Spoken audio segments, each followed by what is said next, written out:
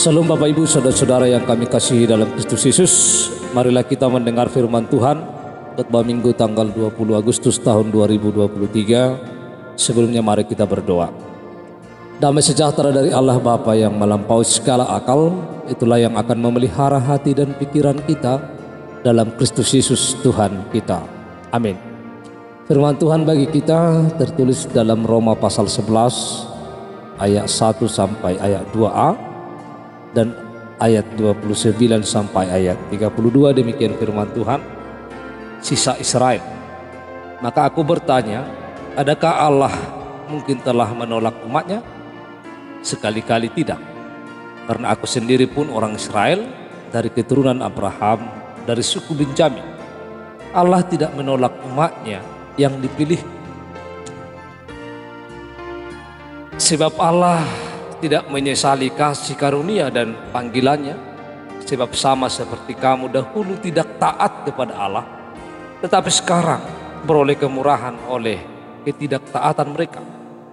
Demikian juga mereka sekarang tidak taat, supaya oleh kemurahan yang telah kamu peroleh, mereka juga akan beroleh kemurahan. Sebab Allah telah mengurung semua orang dalam ketidaktaatan, supaya ia dapat menunjukkan kemurahannya atas mereka semua. Demikian pembacaan firman Tuhan. Saudara-saudara yang kami kasihi dalam Kristus Yesus, tema khotbah kita pada saat ini, bangsa-bangsa bersyukur atas kemurahan Allah. Dan sewajarnya kita sebagai manusia yang diciptakan oleh Allah, yang senantiasa dipenuhi Allah dengan rahmat-nya dalam setiap hidup kita selayaknya bersyukur atas segala kemurahan Allah dalam kehidupan kita. Dalam khotbah ini kita akan mempelajari bagaimanakah kita bersyukur oleh karena kemurahan Allah dalam setiap kehidupan kita. Kita akan melihat yang pertama yang disampaikan oleh Rasul Paulus kepada jemaat di Roma di ayat 1 sampai ayat 2a, bahwa Allah tidak menolak umat. Aku sendiri pun keturunan Israel, dan selanjutnya itu yang disampaikan oleh Rasul Paulus. Hal ini menjelaskan Paulus adalah hamba Kristus Yesus. Paulus juga dikenal melalui nama Yahudinya Saulus. Paulus seringkali menggambarkan dirinya sebagai hamba atau sebagai budak Kristus. Di sini Rasul Paulus menjelaskan dalam keyakinannya sebagai Farisi, mendorongnya untuk menindas para pengikut Yesus. Saulus yang dulu berupaya sedapat mungkin menghancurkan gerakan yang dikenal sebagai jalan Allah. Namun ia secara radikal berubah ketika Kristus yang bangkit menampakkan dirinya kepadanya dalam sebuah penglihatan dan memilihnya menjadi pengikutnya untuk memberitakan Injil kepada semua orang. Paulus percaya bahwa Yesus telah diutus untuk menaati Allah dan mati sebagai kurban bagi manusia.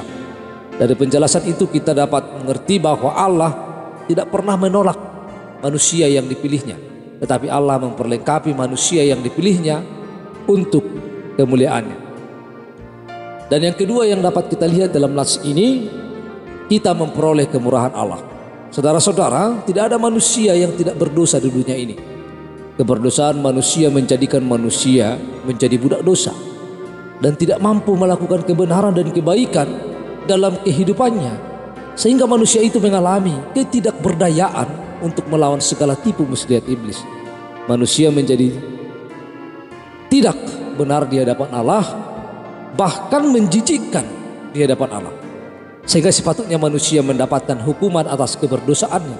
Tetapi Allah yang penuh kasih memberikan kasih karunia-Nya kepada manusia, supaya melalui kemurahan Allah kita juga memperoleh kemurahan-Nya. Saudara-saudara, apakah kemurahan yang diperoleh manusia itu? Yang pertama, kemurahan Allah yang diperoleh manusia itu adalah kasih karunia. Kasih karunia adalah pemberian Allah dengan cuma-cuma kepada kita. Apa yang diberikan Allah? Yang diberikan Allah adalah keselamatan melalui pengorbanan Yesus Kristus di kayu salib. Siapa yang memperoleh keselamatan itu? Yang memperoleh keselamatan itu ialah manusia yang menerima Yesus dengan iman. percaya kepada firman-Nya dan melakukan firman-Nya dalam hidupnya. Dan yang kedua, orang yang dipanggilnya menjadi hambanya. Manusia yang tidak taat juga dipanggil Allah menjadi pelayannya. Namun hal ini dapat kita lihat bukan masa lalu yang diperlihatkan di sini. Namun bagaimana setelah manusia itu dipanggil, bukan bagaimana hidup masa lalunya, tetapi bagaimana setelah dia meninggalkan masa lalunya ketika dia sudah dipanggil. Sehingga masa lalunya sudah ditinggalkannya dan dia menjalani hidupnya di hari yang akan mendatang bersama dengan Tuhan.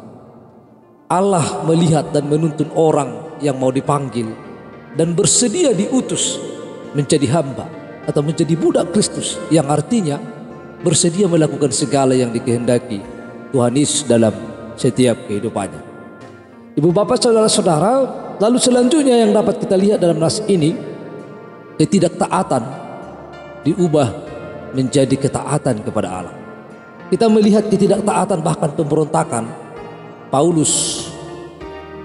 Lalu ketidaktaatan itu bahkan pemberontakannya diproses Allah supaya dapat melihat kemurahan Allah, supaya dapat melihat keselamatan, dan supaya dapat mengakui bahwa apa yang diperbuatnya itu salah.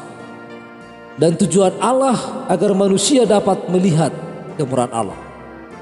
Saudara-saudara yang terkasih, dalam hal ini ketika Rasul Paulus dalam pemberontakannya, dia diubahkan oleh Allah dari ketidaktaatan, bahkan dari pemberontakan, menjadi suatu ketaatan kepada Allah. Tujuan Allah dalam hal ini supaya Rasul Paulus dan bagi semua orang yang tidak taat, supaya dapat melihat kemurahan Allah, supaya dapat melihat keselamatan yang datangnya daripada Allah di dalam hidup. Maka kemurahan Allah itu merupakan kasih karunia. Kemurahan Allah di dalam kehidupan manusia, manusia yang berdosa yang seharusnya yang selayaknya dihukum, tetapi kini Allah mengampuni dosa itu, sehingga atas pengampunan dosa itu manusia memperoleh keselamatan, yaitu pemberian Allah dengan cuma-cuma. Manusia hanya menerima pemberian Allah itu dengan iman dalam setiap kehidupan. Ibu bapak saudara-saudara yang terkasih di dalam Kristus Yesus, oleh karena dasar itulah bahwa dalam tema khotbah kita dikatakan bangsa-bangsa bersyukur atas kemurahan Allah. Apa yang membuat kita bersyukur atas kemurahan Allah? Itu karena Allah memberikan kemurahannya, memberikan kasih karunia-Nya kepada kita. Allah yang maha baik itu turun dan datang kepada manusia dan menyambut manusia itu. Allah yang maha baik menyambut setiap orang yang mau hidup dalam panggilannya dan tidak pernah menolak umatnya yang datang kepadanya, tetapi justru memperlengkapi semua umatnya yang disayanginya. Manusia hanya diminta untuk meninggalkan kehidupan lamanya ketika kita bersyukur dan menyadari bahwa atas kemurahan Allah kita memperoleh keselamatan, bahwa manusia tentunya dikehendaki oleh Allah untuk hidup di dalam hidup yang baru, meninggalkan manusia lamanya dan bersedia diutus oleh Allah serta setia melakukan kehendak Allah dalam kehidupannya. Sehingga yang dulu kita tidak percaya kepada Allah dan tidak taat, sekarang kita menjadi taat kepada Allah. Itu karena Allah datang dalam hidup kita untuk memberi keselamatan. Maka selayaknya kita bersyukur kepada Tuhan.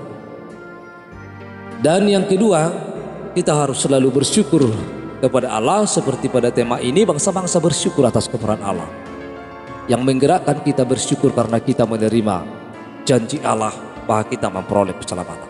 Itu yang membuat kita bersyukur. Sehingga dalam setiap kehidupan kita, apapun yang terjadi, apapun yang kita hadapi dalam hidup kita, rasa bersyukur kita senantiasa kita hidupkan dalam setiap hidup kita. Karena apapun yang kita hadapi tidak akan menghalangi kita, tidak akan memisahkan kita daripada kasih Tuhan. Oleh karena itu kita sepatutnya bersyukur kepada Tuhan dalam setiap hidup kita. Lalu yang ketiga, mari kita senantiasa taat kepada Allah dalam setiap kehidupan kita sehari-hari. Ibu bapak saudara-saudara, oleh karena itu rasa bersyukur atas kemurahan Allah itu dari firman ini, kita menyadari bahwa oleh karena kasih karunia Allah kita diselamatkan, karena pemberian Allah melalui anaknya Yesus Kristus yang mati di kayu salib, sehingga kita memperoleh kehidupan yang kekal dan memperoleh keselamatan. Maka kita harus bersyukur dengan itu. Lalu yang kedua, kita dipilih dan dipanggil menjadi pengikut Tuhan, menjadi hamba Tuhan yang senantiasa siap melayani, yang senantiasa mampu untuk meninggalkan masa lalu seperti Rasul Paulus. Dia meninggalkan masa lalunya dan kini dia masuk kepada ketaatan Yesus dalam setiap kehidupannya. Itu adalah bentuk rasa syukur kita. Kita taat kepada Tuhan pada saat ini karena kita bersyukur karena Tuhan yang menyelamatkan kita. Biarlah kita hidup di dalam kemurahan Allah yang telah memberikan kita kasih karunia dalam setiap hidup kita. Amin, kita berdoa. Tuhan Allah Bapa kami yang di surga, kami telah mendengar firman-Mu. Biarlah kuasa Roh Kudus-Mu yang memberi kami pengertian akan firman-Mu, sehingga firman-Mu itu benar-benar dapat kami lakukan dalam setiap hidup kami. Dalam nama Kristus Yesus kami telah berdoa. Amin.